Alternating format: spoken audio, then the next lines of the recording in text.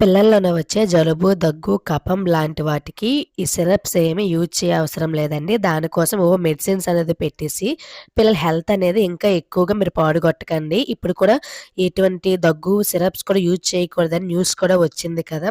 అలానని కరకాయలుంటాయి కదా! నేను స్క్రీన్ పైన యాడ్ చేసిన కరకాయలు చూడండి. నేను ఫ్రై చేసింది ముందు క్లిప్ అనేది మిస్ అయ్యింది. నేను లాంగ్ వీడియోలో మీకు పూర్తిగా చెప్పాను డీటెయిల్స్‌గా అది చూడండి ఒకసారి.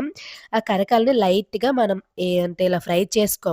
లైట్‌గా ఫ్రై చేసిన తర్వాత అవి కొంచెం గోరువెచ్చగా ఉండేటప్పుడే వీడియోలో చూపెట్టే విధంగా మొత్తం చితగ్గొట్టేవాలి. ఒక రోల్లో గాని, కింద గాని ఏదైనా వేసి మెత్తగా పొడిలా చేసి జల్లించుకోవాలి. దాంట్లో ఒక పిక్క లాంటిది ఉంటుంది. అది తీసేయాలి. లేకుంటే అది ఇంకా ఎక్కువ అది వేసినా పర్లేదు.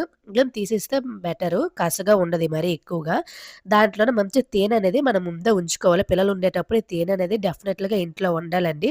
ఆ తేనెలోనే అంటే ఈ పొడిననేది వేసేసి ఇలా రోజుకి 2 టైమ్స్ చేస్తే చాలు.